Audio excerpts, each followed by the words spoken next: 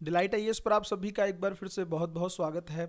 भारत और मालदीव के बीच में संबंध बहुत ही निचले स्तर पर जा चुके हैं, है ना। पिछले कुछ दिनों से भारत और मालदीव के बीच में संबंधों में टकराव लगातार देखने को मिल रहा है।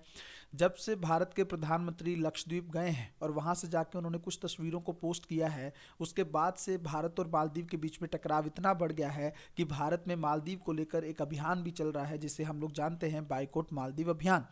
ठीक है, तो क्या है पूरा मुद्दा, पूरी गहराई से जानने का प्रयास करेंगे। क्या ये एकदम त्वरित खड़ा हुआ मुद्दा है या इसकी पृष्ठभूमि पिछले कई सालों से देखने को मिल रही है ना। पूरी गहराई से जानने का प्रयास करेंगे। प्रीलिम्स और मेंस के पॉइंट ऑफ व्यू से कौन कौन सी चीज़ें मालदीव के संबंध में इंपॉर्टेंट हो सकती हैं, इन सब चीज़ों को हम लोग बहुत ही गहराई से जानने का प्रयास करेंगे।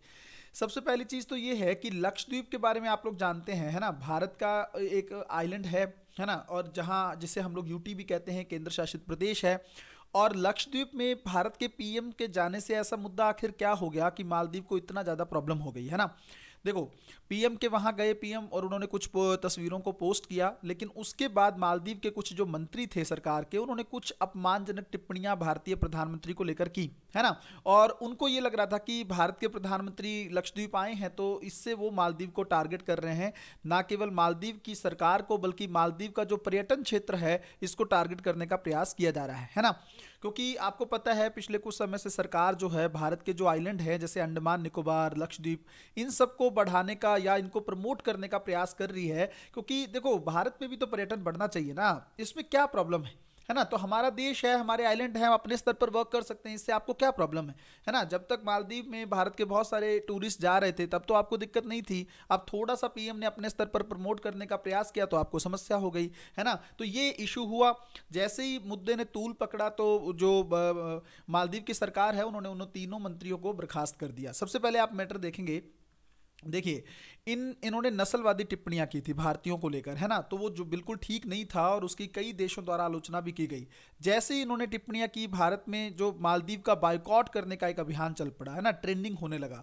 और भारत के कई लोग, जैसे प्रमुख हस्तियां हैं जैसे अक्षय कुमार, सलमान खान, इन लोगों ने बोला कि मालदीव जाने की जरूरत नहीं है अब आपको, है ना, अब आप लोगों को लक्षद्वीप जाना चाहिए। तो एकदम से मालदीव की बहुत सारी बुकिंग्स जो हैं वो कैंसिल हो गई। इवन उसी समय जो है मालदीव के जो राष्ट्रपति हैं जो अभी चीन के फेवर में रहते हैं, उनका चीन का दौरा था, है ना। तो जैसे वो चीन गए और वहां जाकर वहां से लौटने के बाद उन्होंने भारत के लिए उकसाने वाला बयान दिया। क्या बोले वो, उन्होंने ये कहा कि देखो, चाहे मालदीव जो है वो बहुत छोटा देश है ना, लेकिन आप उसके उस पर दादागिरी नहीं कर सकते हो। उनका ये बयान था। इसका कहने का मतलब कहीं ना कहीं पर मालदीव जो है वो चीन की बोली जो है बोलता हुआ नजर आया, है ना। आप यहाँ पे अगर देखेंगे 2023 में मालदीव में बहुत ज़्यादा पर्यटक जो है वो भारत से पहुंचे हैं। ओवरऑल कहा जाता है कि रूस से सबसे ज़्यादा जो है लगभग लगभग यात्री जो है उनके आते हैं मालदीव में, उसके बाद भारत से ज़्यादा पर्यटक मालदीव में पहुंचते हैं। तो आप एक इतना बड़ा सोर्स जो है जो आपके रेवेन्यू का है उसको आप खराब करने पे तुल गए, है ना। मालदीव सरकार को ये चीज़ सोचने की जरूरत थी। अब देखो, मालदीव जो है ना उसको दो चिंताएं हैं। क्या, एक तो ये है कि अगर वो मतलब भारत के अगेंस्ट रहता है तो वो चीन का लोन कैसे चुकाएगा। आपको पता है कि चीन का बहुत बड़े स्तर पर उसने लोन ले रखा है। और अगर मैं ये कहूं कि श्रीलंका के बाद अगला देश मालदीव होगा जो चीन के ऋण जाल में फंसेगा, तो ये काफ़ी हद तक बात गलत नहीं होगी, है ना। तो चीन के लिए एक उसको ये प्रॉब्लम है कि चीन का ऋण भी वापस करना है। और इसके लिए अगर वो भारत के साथ रिश्ते खराब करता है तो भारत से बहुत सारे पर्यटक जो हैं वो आपको पता है कि मालदीव जाते हैं। तो चीन का जो मालदीव का जो पर्यटन क्षेत्र है वो बुरी तरीके से प्रभावित हो सकता है, और ये होगा भी, क्योंकि बड़े स्तर पर वो जो है बाइकॉट मालदीव जो है ट्रेंड कर रहा है भारत में, है ना। और जैसे ये जो राष्ट्रपति हैं मोहम्मद मुइजू, इन्होंने बीजिंग का दौरा किया और वहाँ के जो राष्ट्रपति हैं चीन के, उनकी बहुत तारीफ की। और उन्होंने भारत के लिए भी कहा कि चाहे मालदीव जो है बहुत छोटा देश जरूर है, पर कोई भी देश उस पर दादागिरी नहीं कर सकता है। कहीं ना कहीं पर उनका इशारा जो है वो भारत की ओर था। ठीक है, अगर आप देखेंगे तो मैंने आप लोगों को बताया कि पर्यटन के स्तर पर भारत बहुत ज़्यादा हेल्प करता है मालदीव को। इवन आप देखेंगे भोजन को लेकर, पानी को लेकर, बुनियादी ढांचे को लेकर, हायर एजुकेशन को लेकर भारत भारत जो है मालदीव की काफ़ी हेल्प करता है। एक ऑपरेशन आप लोग नाम याद रखिएगा, ऑपरेशन नीर, ये भारत ने चलाया था, है ना। मालदीव में पानी की कमी हो गई थी तो हमने बहुत सारी बिस्लेरी की बॉटल्स जो हैं ऑपरेशन नीर के माध्यम से भेजी थी। प्रीलिम्स के पॉइंट ऑफ व्यू से बहुत इंपॉर्टेंट हो सकता है जितना न्यूज में है मालदीव। दूसरा, एक ऑपरेशन कैक्टस था, है ना, ये भी याद रखेंगे। ऑपरेशन कैक्टस जो है ये भी मालदीव में हमने चलाया था वहां की सरकार को सपोर्ट करने के लिए, ठीक है। तो ऑपरेशन कैक्टस भी याद रखेंगे, ऑपरेशन नीर याद रखेंगे। इवन जो है मालदीव के साथ हम लोग जो है एक्वेरिन एक अभ्यास करते हैं, वो भी आप याद रखेंगे। सैन्य अभ्यास जो है हम लोग मालदीव के साथ करते हैं, ठीक है। तो ये कुछ कुछ फैक्ट हैं जो प्रीलिम्स पॉइंट ऑफ व्यू से आप लोगों को याद रखना है। अब देखो जैसे ही ये चीजें हुई ना, तो वहां पर मेयर का इलेक्शन हुआ और जो ये राष्ट्रपति थे जो चीन के फेवर में माने जाते हैं, ये देखिए इनकी तस्वीर ये है, ये हार गए चुनाव। मतलब इनका जो प्रतिनिधि था वो मेयर का चुनाव हार गया और ये भारत के समर्थक हैं, ठीक है। राष्ट्रपति पहले के राष्ट्रपति रहते थे ये मोहम्मद सोलिह, इनका जो उम्मीदवार है वो मेयर का चुनाव जीत गया और काफी खुश भी नजर आ रहे हैं ये, है ना। तो कहीं ना कहीं पे एक सेगमेंट गया कि मालदीव की जनता को भी ये चीज अच्छी नहीं लगी है कि हम भारत के साथ संबंध खराब करें, है ना। तो वो चाहते हैं कि देखो भारत ना बहुत हेल्प करता है मालदीव की भोजन को लेकर, पानी को लेकर, है ना। इवन सिक्योरिटी सुरक्षा एस्पेक्ट में भी बहुत ज्यादा हम लोग हेल्प करते हैं। इन सब चीजों को इग्नोर नहीं कर सकता ना मालदीव, ये चीज जो है वहां की जनता को सोचने की जरूरत है। बट ये जो राष्ट्रपति है ना, ये चीन के फेवर में काफी ज्यादा कई दिखते जाते हुए दिख रहे हैं, है ना। और उसका एक चिंताजनक कारण ये भी है कि डे बाय डे मालदीव जो है चीन के ऋण जाल में फंसता हुआ नजर आ रहा है। जल्दी से देखेंगे, सबसे पहले आप मालदीव की लोकेशन देखिए भाई, है ना। इवन आप इसके साथ साथ भी कुछ देश देखेंगे जो हिंद महासागर में द्वीपीय देश जिनको कहा जाता है, उनकी भी लोकेशन आपको पता होनी चाहिए। यहाँ पर ये हमारा प्यारा भारत है, आप लोग जानते हैं। देखो ये है लक्षद्वीप, जिन लोगों को ना पता हो कि लक्षद्वीप कहाँ पे है, ये अंडमान निकोबार आइलैंड है और ये लक्षद्वीप है। देखो भारत सरकार पता है क्या चाह रही है, भारत सरकार ये चाह रही है कि अब पर्यटन पॉइंट ऑफ व्यू से अगर भारत में पर्यटन को आकर्षित भी करना है और हम ये चाहते हैं कि जो हमारा घरेलू पर्यटन है वो भी बढ़े। देखो एक तो देखो दो चीजें हैं यहाँ पे, एक चीज ये है कि हम चाहते हैं अंतर्राष्ट्रीय स्तर पर भी लोग यहाँ पे आएं, और दूसरा जो भारत की तरफ से बहुत सारे लोग जो है मालदीव घूमने जाते हैं, है ना, इंडोनेशिया जाते हैं, सिंगापुर जाते हैं, वो लोग उनको भी कहीं और जाने की जरूरत ना पड़े, है ना। समुद्री क्षेत्र में उनको जाना है तो ये दो एरिया हम लोग अपने स्तर पर इतना डेवलप कर दें कि भारत से बाहर जो बहुत सारा जो हमारी विदेशी करेंसी खर्च हो जाती है वहां पे जाके वो भी खर्च ना हो, है ना। तो लक्षद्वीप और अंडमान निकोबार आइलैंड को भारत बहुत अच्छे से डेवलप करने का प्रयास कर रहा है कि जो भारत का पर्यटन क्षेत्र है वो भी यहाँ पर प्रमोट हो, है ना। अब लक्षद्वीप में ये है लक्षद्वीप, यहाँ पर है मालदीव, है ना। यहाँ पर आप देखेंगे श्रीलंका है, ठीक है। और यहाँ पे आप देखेंगे सेशल्स है, ये कोमोरोस आइलैंड है, ये मेडागास्कर है ना, अफ्रीका का पार्ट है ये मॉरिशस है। तो ये कुछ कुछ देश ऐसे हैं, ये रियूनियन आइलैंड है जो फ्रांस का है, ये कोकोज आइलैंड है ऑस्ट्रेलिया का। तो ये सब चीज़ें आप लोगों को बहुत अच्छे से याद रखनी है। इवन मैं आपको ये कहूँगा क्रिसमस आइलैंड भी याद रख लीजिए, बोरो आइलैंड भी याद रख लीजिए। प्रीलिम्स पॉइंट ऑफ व्यू से यूपीएससी में बहुत इंपॉर्टेंट हो जाता है ये वाला क्षेत्र मैपिंग के पॉइंट ऑफ व्यू से, है ना। तो इसको थोड़ा सा एक बार पॉज करके अच्छे से देख लीजिएगा कौन कौन सा जो द्वीप है या जो द्वीपीय देश है वो कहाँ पर लोकेटेड है। इवन मालदीव को लेकर जल्दी से आप चीज़ें देखिए, देखो बहुत अच्छे संबंध हमारे रहे हैं मालदीव के साथ, क्योंकि एक हिंद महासागरीय देश है और भारत की सुरक्षा के लिहाज से भी ये बहुत इंपॉर्टेंट है ना।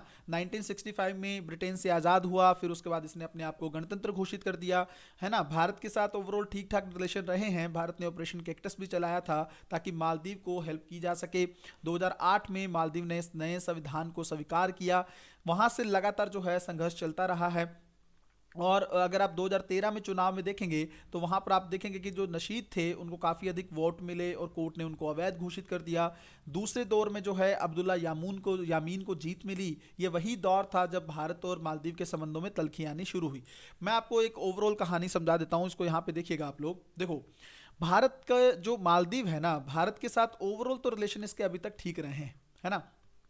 क्योंकि भारत के लिए देखो एक तो पड़ोसी तो है ही, और इवन दूसरा हिंद महासागर में सुरक्षा के लिहाज से भारत के लिए बहुत इंपॉर्टेंट है। अगर आप लोकेशन उसकी देख चुके हैं तो आपको पता है हिंद महासागर में, क्योंकि चीन की पनडुब्बियां और चीन का लगातार बढ़ता दबदबा मालदीव जैसे देश के साथ भारत के संबंधों को बेहतर रखने का एक बहुत ही बड़ी वजह है ना। दूसरी चीज ये है कि मालदीव पर प्रॉब्लम क्या है, मालदीव में अब चीन का प्रभाव लगातार देखा जा रहा है, और अकेला मालदीव नहीं है। अगर आप देखेंगे नेपाल में चीन का प्रभाव दिख रहा है ना। यहाँ तक कि भूटान में चीन का प्रभाव दिख रहा है। यहाँ पर देखें म्यांमार पूरा चीन के अकॉर्डिंग चलता हुआ दिख रहा है। तो भारत के पड़ोसी देशों में धीरे धीरे, इवन श्रीलंका आप देखेंगे चीन के ऋण जाल में फंसता हुआ दिख रहा है। तो ये सारे देशों की ही एक सिमिलैरिटी है, एक नीति है चीन की कि धीरे धीरे भारत के पड़ोसियों को ऋण जाल में फंसा लिया जाए और वहां से उसके बाद भारत पर कंट्रोल किया जाए, है ना। अब ऋण जाल में फंसने से क्या होगा, अगर वो देश चीन का ऋण नहीं दे पाएंगे ना, तो चीन क्या करेगा, वहां पर कोई ना कोई बंदरगाह जो है लीज पर ले लेता है और उस बंदरगाह में अपने सैन्य उपकरण रखता है ना, अपने सैन्य कार्यों को अंजाम देता है। तो ये तो भारत की सिक्योरिटी के लिए एक बहुत बड़ा खतरा हो जाता है ना। चीन की जो नीति है स्ट्रिंग ऑफ पर्ल्स, कितनी बार मैं क्लास में यहाँ पे भी करा चुका हूँ, है ना। जितनी पुरानी वीडियोस आप लोग आईआर की देखेंगे तो आपको पता है इस नीतियों के बारे में मैंने बहुत डिटेल में बात की है। तो इस नीति के तहत चीन जो है धीरे धीरे हिंद महासागरीय देश, जो द्वीपीय देश है, उनमें अपना नियंत्रण बढ़ाता नजर आ रहा है। अब देखो इन दो, ये जो देश है ना, जैसे मालदीव की हम लोग बात करें, अब ये चिंता इसकी ये है कि एक तो बहुत सारा ऋण चीन से ले लिया इसने, है ना। और दूसरा इसके लिए भी एक समस्या रहती है कि चीन और भारत में से ये किसको चुने। अगर ये भारत को चुनता है तो इसको भारत उतनी ज़्यादा मदद आर्थिक अगर नहीं कर पाता है तो इसको समस्या है। इसको लगता है कि चीन ज़्यादा, क्योंकि चीन की जेबें भरी हुई हैं, लगभग 18 ट्रिलियन डॉलर की इकॉनमी है ना, भारत 3.5 ट्रिलियन है। तो इसको ये लगता है कि देखो चीन जो है ज़्यादा इकोनॉमिक पॉइंट ऑफ व्यू से हेल्पफुल हो सकता है। दूसरा, उसको ये भी लगता है कि भारत जो है हिंद महासागर में या पड़ोसियों के प्रति जो नीति अपनाता है ना, वो बड़े भाई की नीति अपनाता है ना। भारत आपको पता है बहुत ज़्यादा सम्मान नहीं देता है छोटे छोटे पड़ोसियों देशों को, ये इन देशों का मानना है। जबकि भारत की नीति तो पड़ोसी पहले की नीति है ना। भारत क्या है, नेबरहुड फर्स्ट पॉलिसी अपनाता है। बट अभी आप देखेंगे ये राष्ट्रपति जो हैं, पहले जो मालदीव के राष्ट्रपति जीतते थे ना, वो भारत का दौरा करते थे। बट अब ये जो राष्ट्रपति जीते हैं मुइज़ू, जिसका नाम हम लोग अभी देख रहे थे, जिनको इन्होंने चीन का दौरा किया है। तो कहीं ना कहीं पे भारत को भी एक सीख लेनी होगी कि देखो पड़ोसी देशों के साथ अगर हम इस तरीके से थोड़ा सा हमारा धीरे धीरे अगर पड़ोसी हमसे दूर जाएंगे तो आने वाले समय में भारत को सुरक्षा के लिहाज से कई चुनौतियों का सामना करना पड़ सकता है। ठीक है, तो ये पूरा मुद्दा था, मुझे लगता है काफ़ी डिटेल में हम लोगों ने बात की। मिलते हैं अगली वीडियो में, तब तक अपना ध्यान रखेंगे, अपनी पढ़ाई को बहुत अच्छे तरीके से करते रहिए। बहुत बहुत धन्यवाद।